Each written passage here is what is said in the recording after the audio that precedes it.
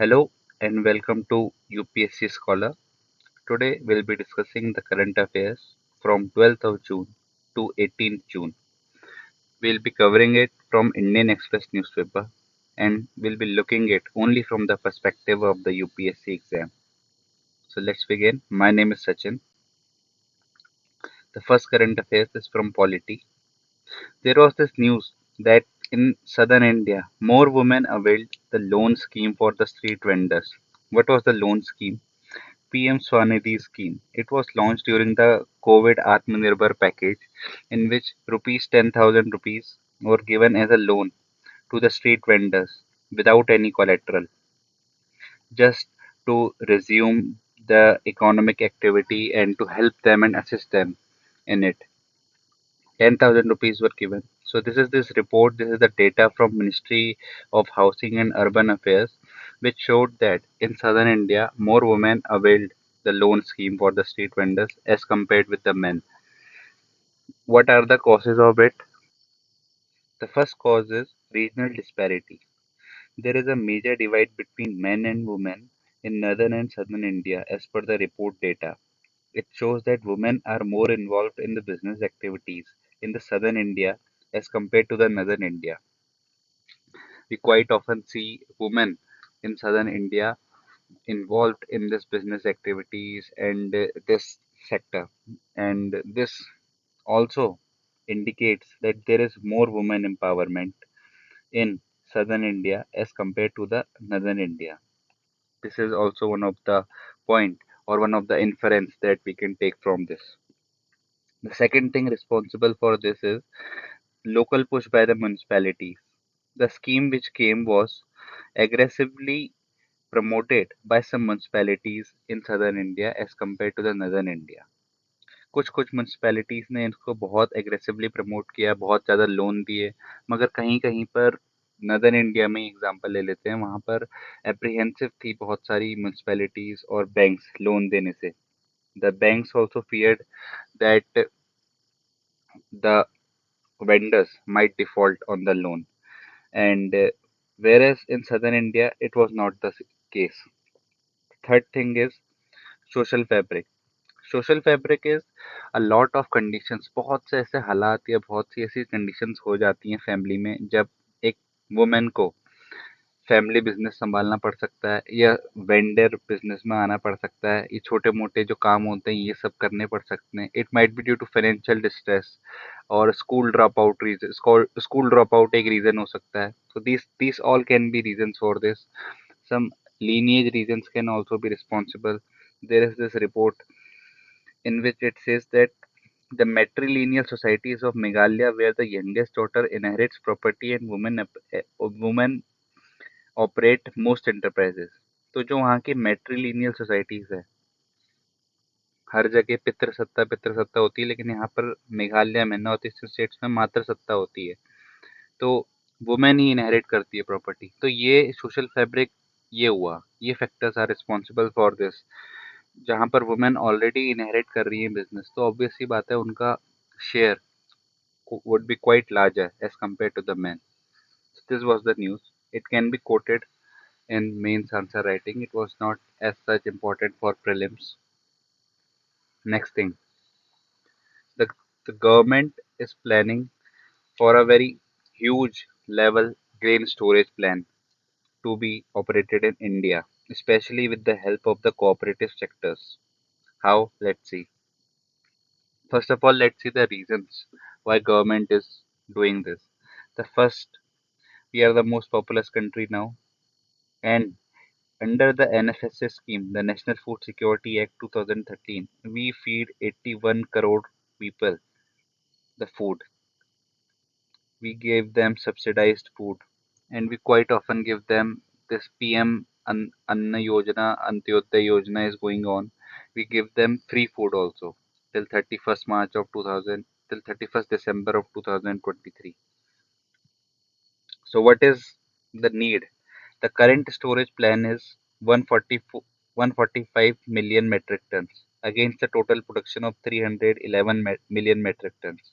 तो अभी हमारे वहाँ जो प्रोड्यूस होता है वो 145 मिलियन मेट्रिक टन्स के अराउंड होता है. मगर कंपेयर करें उससे कि जितना हमारा प्रोडक्शन हो रहा है वो उसका दुगना हो रहा है। हमारे पास आधी स्टोरेज कैपेसिटीज भी नहीं है। Whereas compare to China and other developed nations, वहाँ पर यूएस, ब्राज़ील, रशिया, इन सब नेशंस में दीज आर सरप्लस नेशंस, जिनका इतना टोटल इनका जितना टोटल प्रोडक्शन हो रहा है ये उससे ज़्यादा अपनी स्टोरेज कैपेसिटीज रखते हैं। तो इससे क्या होता है कि they have a lot of a buffer stock for any exigencies, for anything that happens in their country, they have a lot of buffer stock. हमारे वहाँ क्या होता है, स्टोरेजेस कम होते हैं, वेयर हाउसेस नहीं है इतने वेल मैनेज्ड। तो उससे क्या होता है, बहुत बार फार्मर्स अपना प्रोड्यूस फेंक देते हैं, बहुत बार जला देते हैं। तो इस वजह से हमने अब ये ग्रेन स्टोरेज प्लान अनवील करा है, जिससे कि हमारे पास एक्सीजेंसीज के लिए भी हर कोई भी कुछ एक्सीजेंसीज आती है, कोविड आया, कुछ भी बीमारी आई, तो इसमें हमारे पास सरप्लस ग्रेन हमेशा रहेगा। Only few states like UP and Bihar regionally, regionally they have up to 90% storage capacity. अगर वो 100 गेहूं प्रोड्यूस कर रहे हैं तो उनके पास अप टू 90 गेहूं प्रोड्यूस स्टोर करने की उनके पास क्षमता है। द नेक्स्ट थिंग इज, अभी हम कहाँ पर स्टोर करते हैं? The Indian government, the FCI, food corporation of India, central warehouse corporation, warehouse development regulatory authority, railways के जो वेयर हाउसेस है उसमें कर देते हैं, और जो भी स्टेट्स के सिविल सप्लाई डिपार्टमेंट होते हैं वहाँ पे भी होता रहता है। अब क्या हो रहा है, the new plan is the ministry of cooperatives, जो कि कोऑपरेटिव्स की मिनिस्ट्री है, जिसका हेड है होम मिनिस्टर अमित शाह। तो जो वो है वहाँ पर हमने एक पीएसीएस पढ़ा था, प्राइमरी एग्रीकल्चरल क्रेडिट सोसाइटीज, ये उनकी हेल्प के थ्रू बनाएंगे, एक इंटीग्रेटेड ग्रेन स्टोरेज फैसिलिटी बनाएंगे उनकी हेल्प के through. What is the update as of now, एक इंटर मिनिस्टेरियल कमेटी बनी हुई है, जिसमें होम मिनिस्टर हैं, जिसमें एग्रीकल्चर मिनिस्टर हैं और कॉमर्स मिनिस्टर हैं, बहुत से ऐसे मिनिस्टर्स जुड़े हुए हैं उस कमेटी में। And they are currently making the rules, the regulations of it, how it will work. But the main funda behind this scheme is they will be creating the infrastructure like cold storage, godowns, warehouses at the levels of primary agriculture credit societies. Primary agriculture credit societies बहुत ही basic level पे होती हैं, बहुत ही गांव में panchayat level पे होती हैं, and they are very quite a informal way of taking loan, I would say. कोई ऐसा फॉर्मलाइज वे में बैंक की तरह लोन नहीं देती है उन्हें।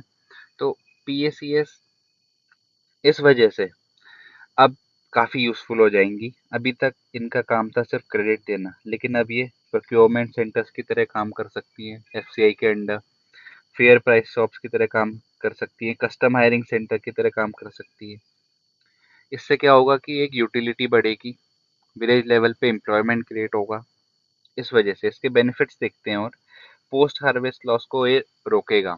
जो बहुत सा किसान पोस्ट हार्वेस्ट के बाद उनका बर्बाद हो जाता था खुले में रखने से, फील्ड में खुले में रख देते थे लोग, स्टोरेज ही नहीं है, तो अब वो यहाँ पर काम आएगा। वो भी अपनी एग्रीकल्चरल जो उनका ग्राम है या फिर जो भी उनका पंचायत लेवल है वो वहीं पर स्टोर कर सकेंगे, उन्हें कहीं शहर में भी नहीं जाना है स्टोरेज के लिए। The second thing is it will reduce the food grain handling and transportation cost, जो मैंने अभी कहा कि आपको कहीं ले जाने की जरूरत नहीं है, आप वहीं के वहीं स्टोर कर दोगे। And third and the most crucial benefit is the farmers will have the choice to sell at his own will. जब उनका मन करेगा, जब उनको अप्रोप्रिएट प्राइस मिल रहा होगा, तब वो उसको बेच सकते हैं। तब तक के लिए दे हैव उनके गाँव में ही स्टोरेज कैपेसिटीज होंगी, तो वो वहाँ पर तब तक स्टोर कर सकते हैं। So this was it. अगर कुछ इसमें अपडेट आएगी I will update it in the next part. Next thing is economy. So RBI has allowed this very controversial compromise settlement with the willful defaulters and the fraud accounts. RBI ने recently एक notification के जरिए ये बताया कि जो wilful defaulters हैं उनके साथ कॉम्प्रोमाइज सेटलमेंट किया जा सकता है। Although it has created the huge controversies, there were lot of articles in this for this. देखते हैं इसके बेसिक्स पहले। विलफुल डिफॉल्टर्स क्या होते हैं? Those persons who refuses to repay loans even after having the capacity, जिनके पास capacity है, जो इंसॉल्वेंट डिक्लेयर नहीं हुए हैं उसके बावजूद भी आप लोन नहीं भर रहे हो, they are the wilful defaulters. SARFAESI act लगता है उनके ऊपर, एसेट्स लिक्विडेट हो जाते हैं to compensate the bank. But recently RBI ने सर्कुलर निकाला कि banks can take on compromise settlement with the wilful defaulters and settle the accounts. अगर 10 लाख का लोन डिफॉल्ट कर गया है तो मे बी वो 4-5 लाख में द मैक्सिमम रिकवरी पॉसिबल वो उसमें उनको सेटल कर दे। क्योंकि अगर वो कुछ नहीं करेंगे तो फिर तो वो पड़ा ही रहेगा, राइट ऑफ हो जाएगा, बैलेंस शीट से बाहर चला जाएगा, कोई फायदा नहीं है। तो बैंक्स के लिए तो मेन एम यही होता है कि वो जितनी से ज़्यादा मैक्सिमम रिकवरी कर पाएँ वो ज़्यादा अच्छा है, बजाय कि टालते रहें। इस वजह से RBI has also suggested that there should be a cooling period of 1 year before that defaulter takes the loan again। अब देखिए कितनी आयरॉनिकल बात है कि जो डिफॉल्टर है, एक बार आप उसे सेटलमेंट कर ले रहे हो, फिर 1 साल तक आप उसे लोन नहीं दे सकते और फिर से 1 साल बाद आप उसे लोन दे सकते हो। This is the RBI guidelines. इसके बेनिफिट्स क्या हैं? Save it will save the time of the bank and the maximum recovery will be possible. अगर 5-6 साल 10 साल इस तरीके से पैसे अगर किसी के पास फंसे रहें तो obviously the money loses it's value और उसका कोई फायदा भी नहीं है। और कॉम्प्रोमाइज सेटलमेंट क्या होगा? इनफॉर्मल सेटलमेंट होगा। किसी की जरूरत नहीं पड़ेगी ना कोर्ट की ना किसी चीज की। बैंक और जो डिफॉल्टर होगा वो सीधे बात करेंगे। उससे क्या होगा? लीगल एक्सपेंसेस बचेंगे और जो भी कॉस्ट लगती थी वो सब बचेंगी। सो दिस वाज इट, बस इतना ही था। कॉम्प्रोमाइज सेटलमेंट होगा। कॉम्प्रोमाइज, आप वर्ड को देखिए, कॉम्प्रोमाइज हो जाएगा आपस में। जो अमाउंट एक देनी थी उसका मे बी 60% 70% जितना भी, as much as they can bargain with each other, उतने में वो सेटल हो जाएगा मामला। बस this is it. Next thing, the remittances story. Last year, what happened was there was this when the stock market was booming and everything, India received huge remittances from the world, other countries.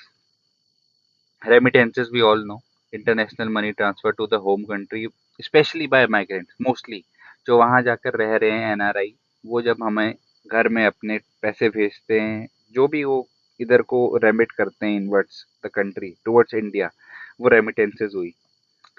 It acts as a major source for external financing after FDI। FDI के बाद ये बहुत ही major source है financing का।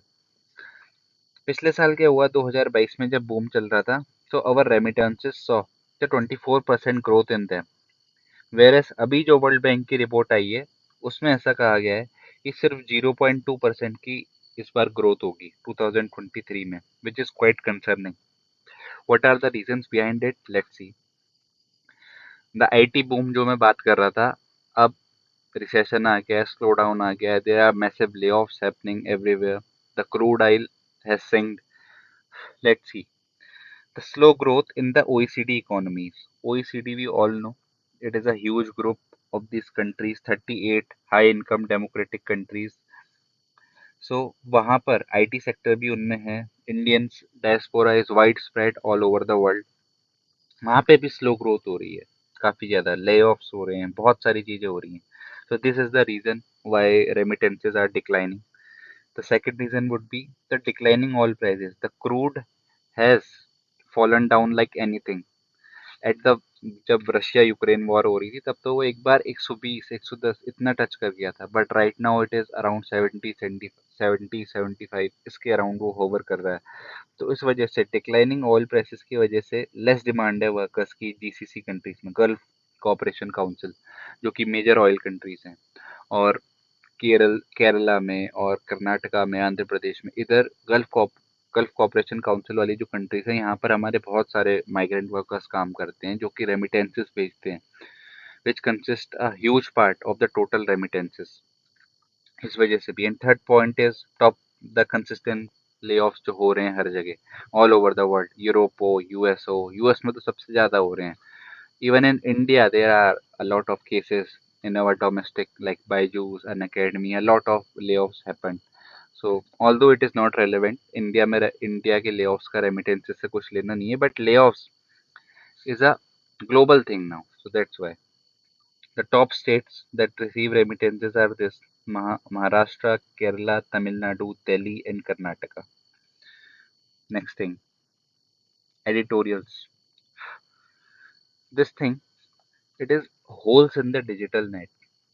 Recently क्या हुआ, there was this news in the social media few days back that जो कोविन है, जो हमारा कोविड की वैक्सीन वाला ऐप था, जिसमें हमारी सारी डिटेल्स थी, everything, our health details, our Aadhaar details, our phone number, our photos, everything, it has got leaked in some private Telegram group. There was this reports. Our Aadhaar card, our PAN card, our personal details, passport, voter ID details, they were leaked. But government has denied these reports. But recently इससे पहले भी काफ़ी सारी चीज़ें हो चुकी हैं, 5-6 महीने पिछले अगर आप देखें तो ईपीएफओ का डेटा ब्रीच हुआ था, एम्स का डेटा ब्रीच हुआ था. So why is it happening so much? Why is India facing so much cyber attacks recently on its big institutions? ये सब बड़े institutions हैं. EPFO is a huge institution. AIMS is a huge health institution in the country. CoWIN, जिसमें almost हर किसी ने country में उसको install करा था अपने उसमें. So if these crucial data are leaking, it is quite concerning for us. अगर कुछ भी ऐसा डेटा लीक वगैरह होता है तो उसके लिए कौन सी एजेंसी है? So this is this CERT-in, Computer Emergency Response Team, which comes under MeitY, Ministry of Electronics and IT. So इसके कारण क्या हैं? What the author want to say is इसके कारण क्या हैं? पहला, हमारी कोई साइबर सिक्योरिटी स्ट्रेटेजी नहीं है. A very valid point.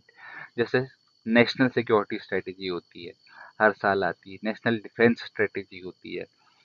So there are lot of this national, हमारी हर चीज़ की स्ट्रेटजीज बनती है, मगर साइबर सिक्योरिटी हमारी कोई भी नहीं है. हमारे पास अभी तक डेटा प्रोटेक्शन लॉ नहीं है. आया था but it was withdrawn, although it is going to come this monsoon session of the parliament. But still अभी भी हमारे पास कोई डेटा प्रोटेक्शन लॉ नहीं है. तो जब कोई अथॉरिटी नहीं है उसको रेगुलेट करने वाली, उसको कंसिस्टेंटली देखने वाली, उसको कंसिस्टेंटली हर चीज़ को रेगुलेट करने वाली, जब हमारी कोई अथॉरिटी नहीं है तो उससे क्या होगा? कोई अकाउंटेबिलिटी नहीं रहेगी, कुछ होगा ही नहीं उससे. तो इस वजह से these attacks are happening as per the editorials.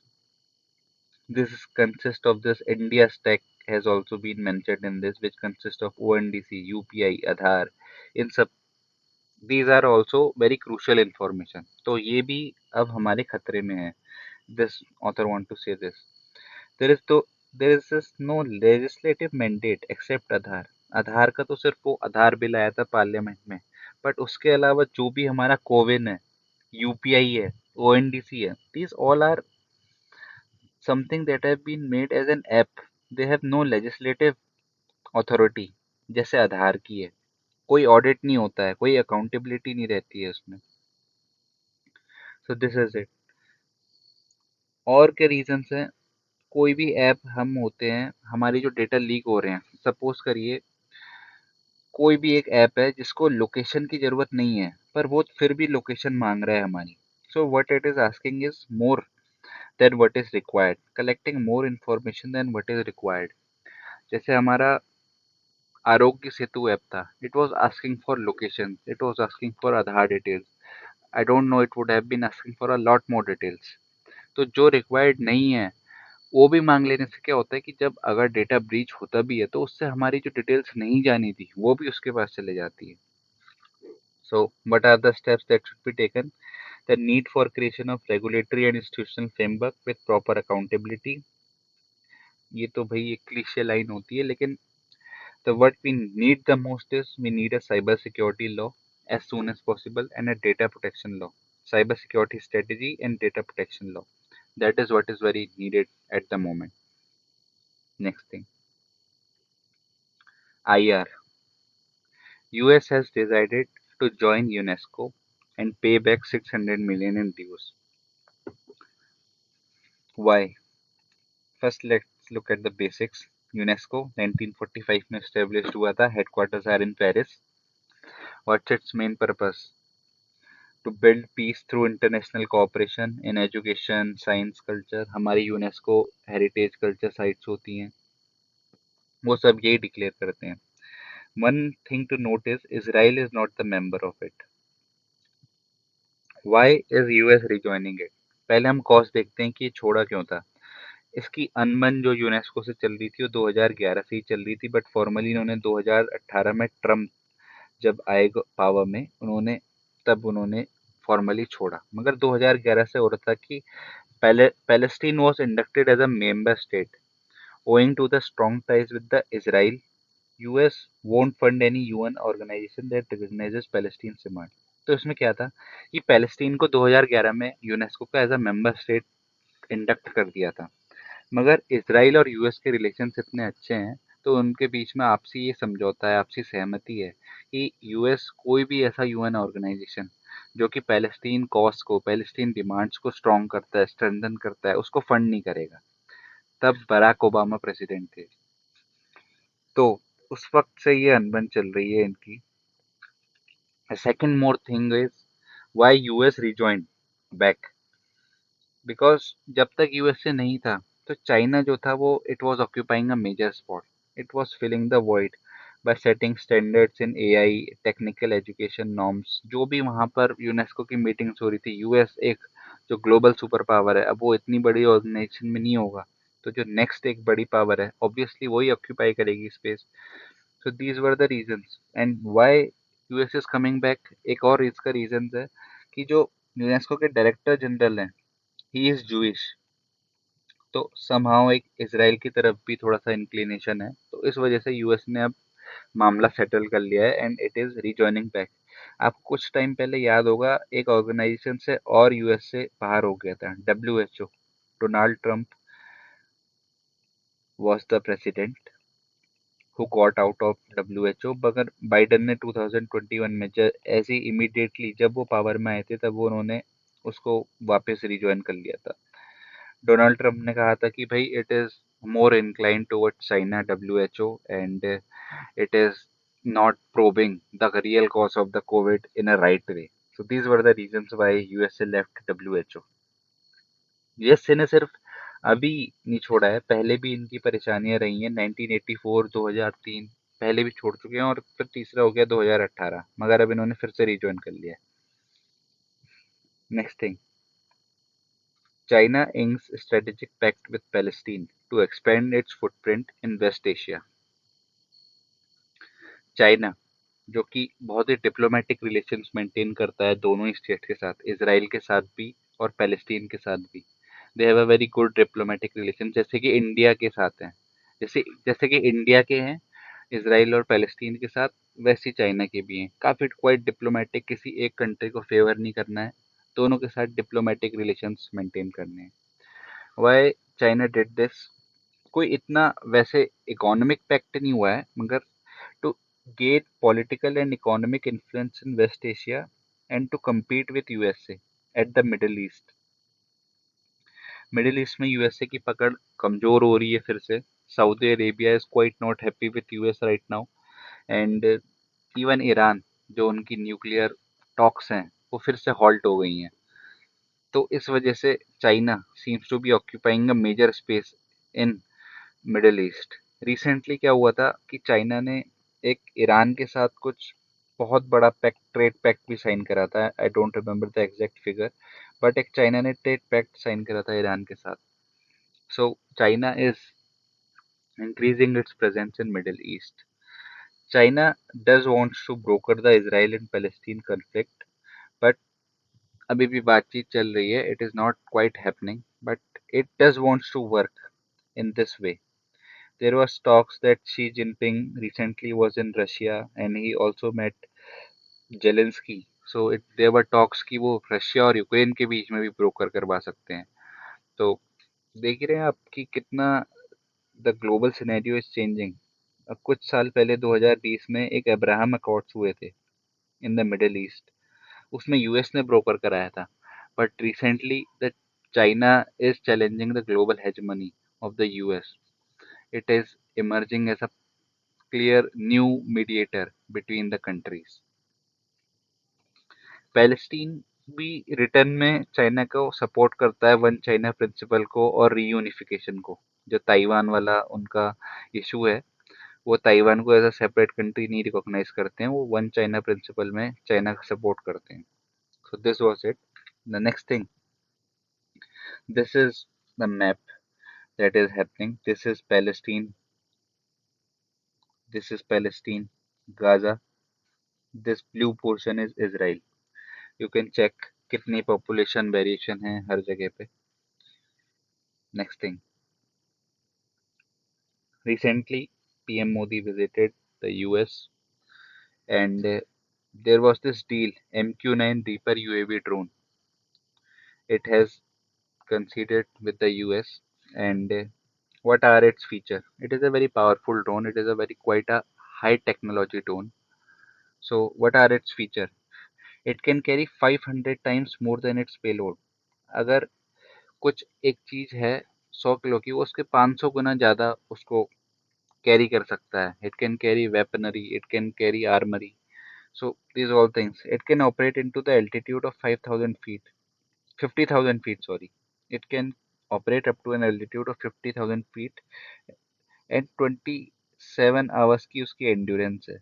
जैसे जो जो नॉर्मल ड्रोन्स होते हैं, अगर आपने कभी चलाया है तो उनकी जो बैटरी लाइफ होती है वो 30-40 मिनट, 1 घंटा max to max. But these are military drones. They are required for high operations. So इसकी जो एंड्योरेंस है इट इज़ क्वाइट टफ. एक दिन पूरा ये कुछ ना करो तब भी चल सकता है इसको बिना चार्ज करे. The primary use is intelligence collection asset. जो भी किसी कंट्री से, एनिमी कंट्री से आपको उसका डेटा कलेक्ट करना है, क्या वहाँ पर ट्रूप्स की क्या प्रिपरेशन चल रही है, क्या वहाँ पर इंफ्रास्ट्रक्चर अपग्रेड्स हो रहे हैं. आपने 50,000 फीट नोटिस करा होगा तो आपको कुछ एरियाज याद आ रहे होंगे कि कहाँ कहाँ हमारे काम आ सकता है. The first area is Ladakh, Jammu and Kashmir, Arunachal Pradesh. These all are high height areas which can be quite useful when we use this drone. Recently, जो एक कुछ महीने पहले, 4-5 महीने पहले, अलकायदा लीडर को अयमान अल जवारी, इसको इसी ड्रोन से मारा गया था यूएस ने. He was a al Qaeda leader in Kabul. So this news was also very crucial. Next thing is India can benefit from this drone in Himalayas, Ladakh, LAC. I have told you this. Indian Ocean region also. Andaman Nicobar में भी जो Chinese vessel ships आती रहती हैं तो वहाँ पर भी it is quite useful. So this is it for it. There was not so much of it this time, but thank you again for listening me and bearing with me. And I know इस बार काफ़ी late हो चुका है, but this time I had this exam for EPFO, so that's why I had to give it on 2nd of July. So that's why I was not able to prepare it.